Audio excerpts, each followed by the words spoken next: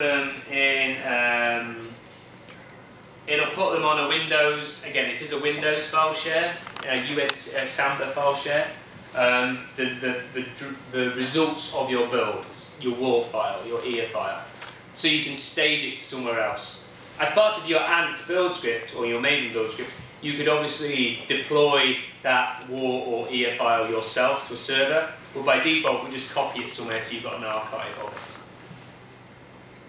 Your project file, so how to do the build, and we're just going to come in here, and because we're in Eclipse, it gives us, if we're in .NET, in Visual Studio, it would give us the option to point to a solution file. It doesn't make sense in Eclipse, so in Eclipse we give you the option to point to an Ant build file or a POM for Maven builds. I'm going to pick Ant because I don't trust the internet at the moment, so we'll do that. We'll hit finish. That's going to create an Ant build, the wrapper around the Ant build script. And then we have retention policy. So when you do continuous integration builds, very quickly you can run out of build space in your hard drive because builds take up a lot of room. And so we have retention policy to automatically delete builds if you want to. So you can say, and the succeeded builds, keep the last 50 or whatever you want, whatever. At any point in time, you can manually go to a build and say, keep this build forever, this is a good build, and it won't get automatically deleted. So we'll do that. And let's just kick off a build just to make sure I've done everything right. Okay, key build. So that's me. So from Eclipse, never having left Eclipse, I've created a build on top of our Ant build script. I'm running it, I'm checking the status of it, I've got my code here, all great. If I wanted to, I could jump over here back onto Visual Studio and I'll just hit refresh so it picks up the build quickly. And we can see there's that build I created in Eclipse on the Mac. If I double click on it, oh dear, there's something wrong. Okay, there we go. Anyway, I can see it's partially succeeded. Huh? That's the Microsoft thing. There's always shades of grey in Microsoft builds. So, partially succeeded means I didn't get an error during my compile.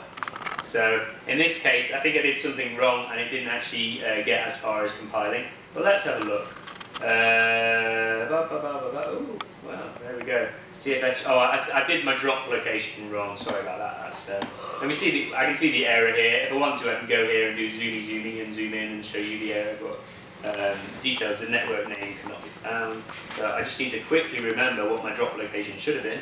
So let me just go over to here and fix it. I think it was just drops with an S I should have done. So yeah, there we go. Let me just, again, Control C. That's what happens for not copy pasting things.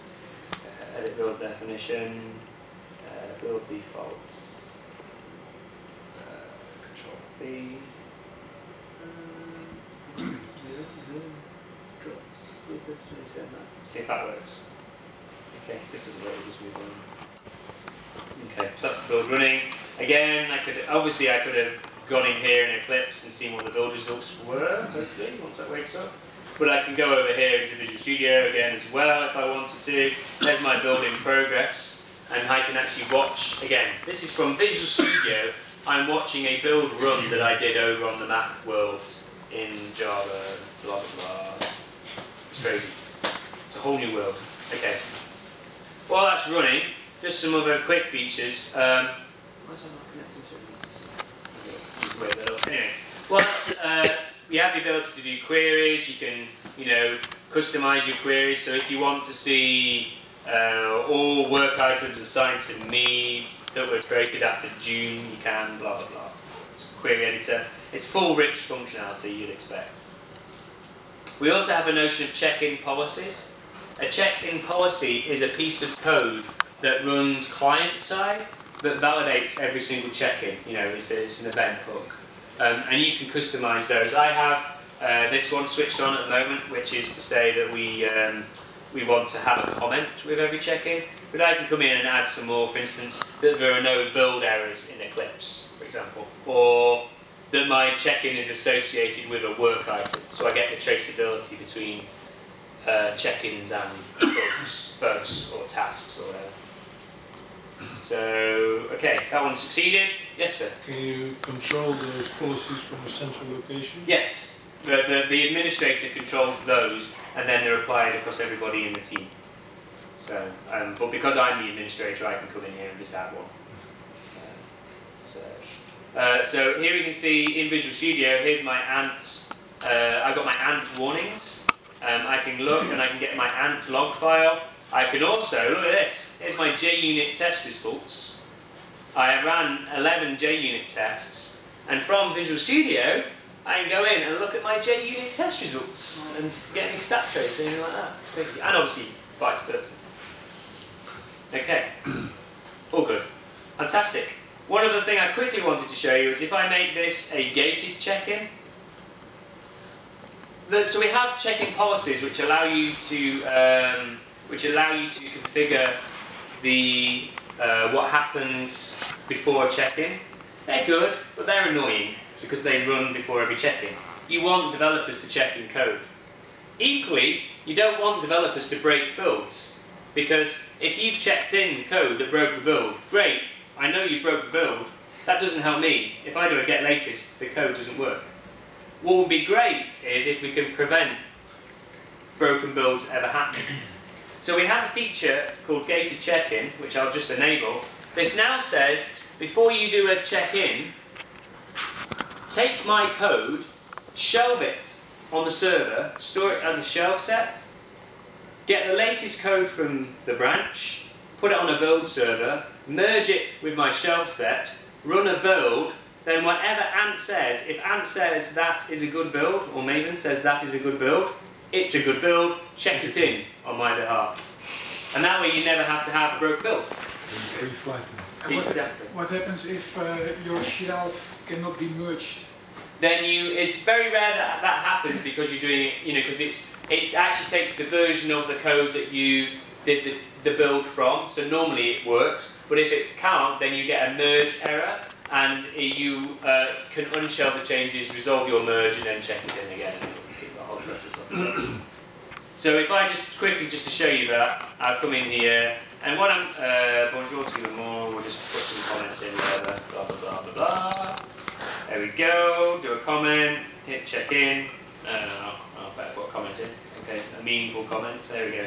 Check in, yes I do want to save changes, are you sure? Notice, even though in Microsoft we ask you are you sure, we do give you the ability to switch that off, because that's very annoying, but I say yes. And then this is the gated check-in warning, telling us, we've got to do a gated check-in, what do you want to do? I want to build my changes please. And that's going to go do my build for me, and it will notify me when that build is complete. We also have a software developer kit. You remember I mentioned all that stuff that we use under the Eclipse plugin to talk to TFS? We make that available to you as a it's just a jar file that you can freely embed in your applications if you want to write a application which talks to TFS. So here's an example of me using it. I've written a quick wrapper around Growl. Anyone use the Mac? Growl is a notification tool in versions before the next version that allows you to do notifications that look pretty. Everybody uses it on the Mac. So I'm going to do a new Growl notification, and I'm going to go to my Teamfoundationserver, which is running there, get a work item client, our work items. There we go. It works. So. Okay, great. That build succeeded. Fantastic. I'm going to come in here, run my query, which was this. So we have a SQL-like query language for work items, work item query language, or WIPL, as we call it. So there's my query. So blah blah blah. Select where the work items are assigned to me and they were changed today. And then listen. And then every 10 seconds, it's going to run that query again and look to see if a new work item's arrived. So let's just quickly run that application, debug it. I'll get some console output when it's running. Now, we have some native code which we also ship. I'm not loading that at the moment, so that's why it's telling me that the secure storage isn't been loaded, but we can do. If it did, then it would store our password in keychain. Listening for new work items. So if I come in here now, go new work item, bug, blah blah blah, assign that to me, Martin Wu, there we go, Control S. So now, there you go, look, there's my ground notification. So, and that's from my Java, bit of Java code that we showed there. Fantastic. Okay.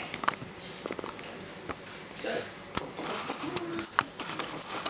wanted to quickly tell you about what it's like to be a Java developer at Microsoft.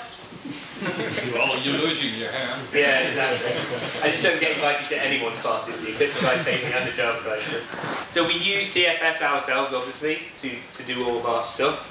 We use the version control, the work item tracking build supports, and we use the manual test management. Sorry, I have to split. Great. It's not your talk, but Yeah, I'll have to go to school. Sorry jongens dat ik jullie talk niet kon zien.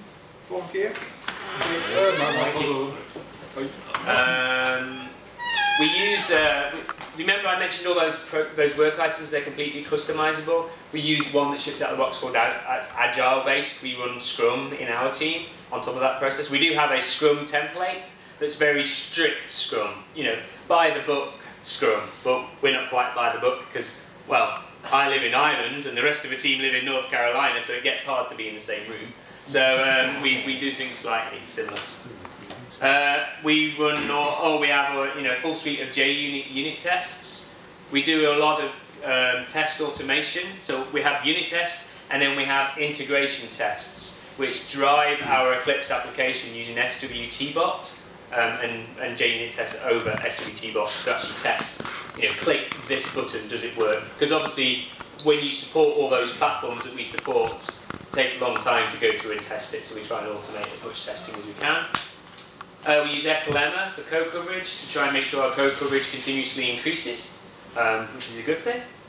And we use find bugs for static code analysis. So to look for the stupid errors, like dot equals. How many times do you run equals over and dot equals, but also some good security checks in find bugs that we can switch on. If anyone's interested in which rules we run, I can share that. It's fairly standard rule set for the find bugs.